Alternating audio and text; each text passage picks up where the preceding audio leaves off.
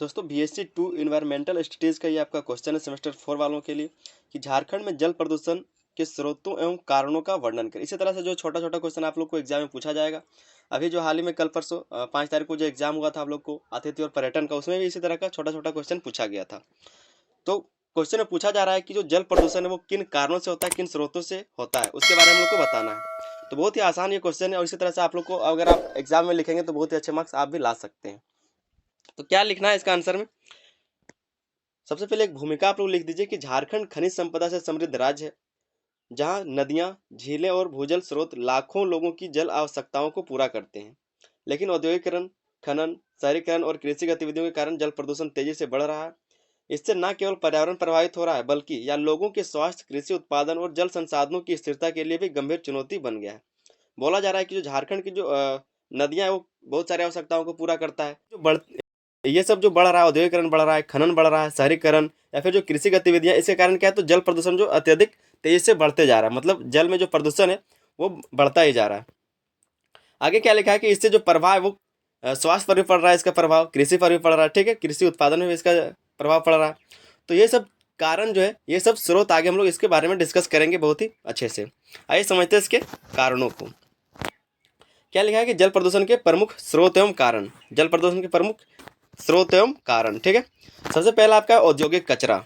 औद्योगिक कचरा, तो झारखंड में लो एवं इस्पात संयंत्र जिसको फैक्ट्री वगैरह जो लगाए गए हैं लोहा या फिर इस्पात के, कोयला आधारित उद्योग, थर्मल पावर प्लांट और रासायनिक कारखाने बड़ी मात्रा में जल प्रदूषकों का उत्पादन करते हैं। इससे क्या होता है, तो बड़ी मात्रा में ये जल का जो प्रदूषक है उसका उत्पादन करता है। उद्योगों से निकलने वाला अनुपचारित जो बिना शोधित होता है, ठीक है, रासायनिक अपशिष्ट सीधे नदियों और झीलों में प्रवाहित किया जाता है। इसमें आर्सेनिक, पारा, लेड और अन्य भारी धातुएं होती हैं जो जल को विषैला बना देती है। साथ ही थर्मल पावर प्लांट से निकलने वाला गर्म पानी जलीय जीवन के लिए हानिकारक होता है। बोला जा रहा है कि जो इस्पात संयंत्र है या फिर जो कोयला आधारित उद्योग है या फिर जो थर्मल पावर प्लांट है, जो रासायनिक कारखाने, इसमें क्या होता है, तो बहुत सारा कचरा निकलता है, अपशिष्ट निकलता है। उसको क्या किया जाता है, तो डायरेक्ट नदियों में फैला दिया जाता है या फिर झीलों में बहा दिया जाता है। नदियों या फिर झीलों में डायरेक्ट उसको प्रवेश करा दिया जाता है, बहा दिया जाता है। ठीक है, तो उसमें क्या है कि बहुत सारे कचरे होते हैं, आर्सेनिक पदार्थ होता है, पारा होता है, लेड होता है या फिर अन्य जो बहुत सारी भारी धातु होता है, उसको और नदी में वो चला जाता है, जिसके कारण क्या है, तो जो पानी है वो विषैला हो जाता है, जहरीला हो जाता है। और इसके साथ क्या होता है, तो वहाँ पर जो जल में रहने वाले जीव है वो तो मरेंगे ही, क्योंकि वहाँ पर जो पानी हानिकारक हो जाएगा, उसको पियेंगे, उससे रहेंगे, तो वो तो बीमार होकर मरेगा ही। इससे क्या है कि लोगों को भी इससे हानि है। आगे क्या है, दूसरा दूसरा पॉइंट लिखा है खनिज गतिविधियाँ, ठीक है, खनन गतिविधियाँ।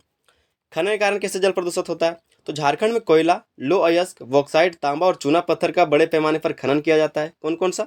कोयला हो गया, लो अयस्क, बॉक्साइट, तांबा, चूना पत्थर, ये सब का बड़े मात्रा में क्या होता है, खनन किया जाता है। खनन से निकलने वाला अपशिष्ट और एसिड माइन ड्रेनेज, जिसको बोलते हैं एसिड माइन ड्रेनेज, ठीक है, जल स्रोतों को दूषित करता है। कोयला खदानों से निकला प्रदूषित पानी भूजल और सतही जल दोनों को नुकसान पहुंचाता है। जो कोयला खदान से निकलता है पानी, वो क्या है, तो भूजल और सतही जल दोनों को नुकसान पहुंचाता है। इसके अलावा भारी धातुओं की अधिकता से जल की गुणवत्ता खराब हो जाती है, जिससे स्थानीय समुदायों को पीने योग्य जल की समस्या का सामना करना पड़ता है। तो क्या होता है, अगर पानी गंदा हो जाएगा, दूषित हो जाएगा, जहरीला हो जाएगा, तो उसको पीने योग्य नहीं बचेगा वो। तो जो भी वहाँ के आसपास के लोग हैं वो पानी के लिए तरस जाएंगे। ठीक है, मतलब पानी उसको मिलेगा नहीं, पानी की समस्या देखा जाएगा। तीसरा जो पॉइंट है वो है शहरीकरण एवं ठोस अपशिष्ट। शहरीकरण एवं ठोस अपशिष्ट, तो शहरीकरण के बढ़ते प्रभाव के कारण ठोस एवं तरल कचरे का सही ढंग से निपटान ना होने से जल स्रोत प्रदूषित हो रहे हैं। क्या बोला जा रहा है, मान लीजिए कि कहीं पर आप फैक्ट्री लगाते हैं या फिर कोई फैक्ट्री लगाया हुआ है, अगर उसका सही तरह से निपटान किया जाएगा तो फिर प्रदूषण होगा? नहीं होगा। उसका जो सही तरीके से निपटान नहीं हो रहा है, उसके कारण ही जल प्रदूषण, वायु प्रदूषण, भूमि प्रदूषण, ये सब होता है। वही लिखा हुआ है कि शहरीकरण के बढ़ते प्रभाव के कारण ठोस एवं तरल कचरे का सही ढंग से निपटान ना होने से जल स्रोत प्रदूषित हो रहे हैं। नगर पालिकाओं द्वारा नालों और सीवेज का अव्यवस्थित निपटान नदियों और तालाबों में गंदगी फैलाता है। प्लास्टिक, घरेलू कचरा और हानिकारक रसायन जल को विषैला बना देते हैं, जिससे जलीय जीवों और मानव स्वास्थ्य पर गंभीर प्रभाव पड़ता है। क्या बोल रहा है कि जो अव्यवस्थित निपटान है, जिसके क्या किसके द्वारा, तो नगर पालिकाओं के द्वारा। जैसे नालियों का, जो हमारे घर से जो कचरा निकलता है उसको नालियों से सीधा नदी में मिला दिया जाता है। आपने अपने शहर में भी देखा होगा कि जो नाली है वो सीधा आपका नदी में ही कहीं ना कहीं जाके मिलता है, तो सारा कचरा जो है नदी में जाता है। तो इसके लिए जिम्मेदार तो ये नगर पालिका लोग भी है। ठीक है, फिर आपका जो घरेलू कचरा है, या फिर जो प्लास्टिक वगैरह है, या फिर जो हानिकारक रसायन है, वो क्या होता है, तो जल में जैसे ही जाता है वो विषैला हो जाता है, और जो वहाँ के जो जलीय जीव है या फिर जो मानव है उसके स्वास्थ्य पर भी इसका प्रभाव पड़ता है। चौथा जिसका कारण है, स्रोत है, वो है कृषि में रासायनिक उर्वरकों एवं कीटनाशकों का प्रयोग। कृषि में रासायनिक उर्वरक का प्रयोग और कीटनाशकों का प्रयोग, ठीक है।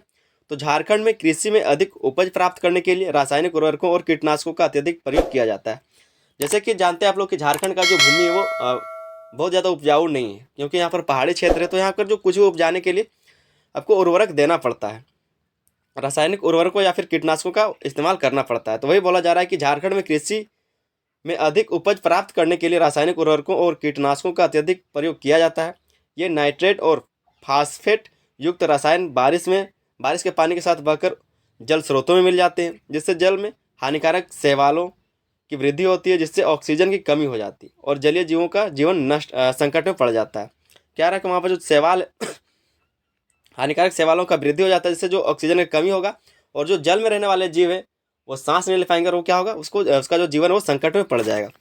बहुत सारे जो कृषि है, मतलब कि जो कृषि में हम लोग उर्वरक छींटते हैं जमीन में, खेतों में, तो वहाँ पर जो केंचुआ होता है या फिर जो छोटे छोटे जीव होते हैं वो भी मर जाता है। पांचवा पॉइंट है धार्मिक एवं सामाजिक गतिविधियाँ। धार्मिक एवं सामाजिक गतिविधियाँ, उसके कारण कैसे जल प्रदूषण होता है। तो झारखंड में धार्मिक अनुष्ठानों और मेलों के दौरान बड़ी मात्रा में मूर्तियाँ, पूजन सामग्री, फूल और अन्य अपशिष्ट जल स्रोतों में प्रवाहित किए जाते हैं। इससे जल की गुणवत्ता प्रभावित होती है और उसमें हानिकारक बैक्टीरिया एवं रसायनों की वृद्धि होती है। क्या बोला जा रहा है कि जो हम लोग पूजा करते हैं, जैसे हम लोग मूर्ति विसर्जन करते हैं या फिर जो फल फूल वगैरह बच जाता है, जो भी जैसे कि हम लोग बहुत सारा काम करते हैं, तो वहाँ पर जो भी बचता है, जो अपशिष्ट बच जाता है, उसको क्या करते हैं, नदी में बहाते हैं, और नदी में वही क्या होता है, तो सड़ गल के क्या होता है, वो जल को प्रदूषित करता है, जो जल का गुणवत्ता है उसको प्रभावित करता है, ठीक है। आगे लिखा है कि इसके अलावा सामाजिक आयोजनों के दौरान गंदगी बढ़ने से जल प्रदूषण की समस्या और गंभीर हो जाती है। फिर बोला जा रहा है कि जो सामाजिक आयोजन किया जाता है उसके दौरान जब गंदगी फैलता है, उससे क्या होता है, तो जल प्रदूषण की समस्या और गंभीर होता जाता है। छठा पॉइंट है जल संसाधनों का अति दोहन एवं अतिक्रमण। जल संसाधन का जितना दोहन होगा जितना अतिक्रमण होगा उतना इसका जो है प्रदूषण बढ़ेगा। क्या लिखा हुआ कि झारखंड में नलकूपों की अत्यधिक खुदाई और जल स्रोतों पर बढ़ते अतिक्रमण से जल स्तर गिर रहा है। तालाबों, झीलों और नदियों के किनारे पर अनियंत्रित निर्माण कार्यों के कारण जल निकाय संकुचित हो रहे हैं। वर्षा जल संचयन की अनुपस्थिति और जल संरक्षण उपायों की कमी से जल स्रोत धीरे धीरे नष्ट हो रहा है। बहुत ज़्यादा जब बोरिंग करवाए जाएंगे, ठीक है, बोरिंग से पानी निकाल के वेस्ट किया जा रहा है, खुदाई करके पानी निकाला जा रहा है, तो जो इसके कारण जो है जल स्तर जो है वो और नीचे ही जाता जा रहा है, ठीक है।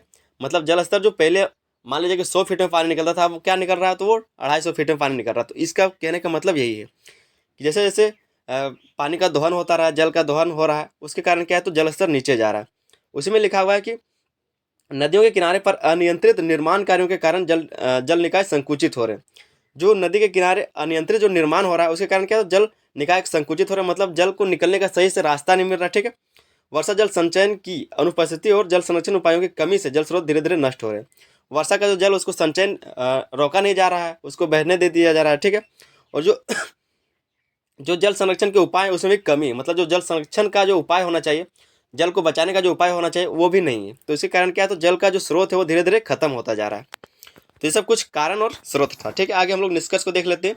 इसी तरह से आप लोग क्वेश्चन का आंसर वहाँ पर जाके लेके आप चाहे तो पैराग्राफ को बढ़ा सकते हैं, एक दो पॉइंट आप खुद से भी ऐड कर सकते हैं। जैसे कि इसका स्वास्थ्य पर अलग से आप लिख सकते हैं कि स्वास्थ्य पर इसका कैसे प्रभाव पड़ता है, तो ये सब आप अपने से भी लिख सकते हैं, ठीक है।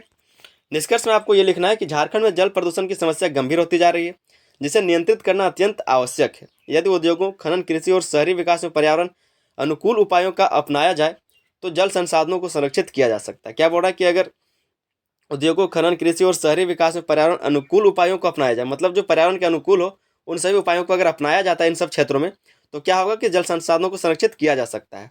सरकार, उद्योगों, किसानों और आम जनता को मिलकर जल संरक्षण के लिए ठोस कदम उठाने होंगे, ताकि स्वच्छ जल की उपलब्धता बनी रहे और पर्यावरण संतुलित रहे। जल प्रदूषण को रोककर हम एक स्वच्छ और समृद्ध झारखंड की दिशा में आगे बढ़ सकते हैं, ठीक है। तो ये आपका निष्कर्ष है। निष्कर्ष में आप ये लाइन जरूर लिख दीजिएगा, ठीक है। ये लाइन आपको लिख दीजिएगा ताकि आपका जो आंसर है वो देखने में अच्छा लगे।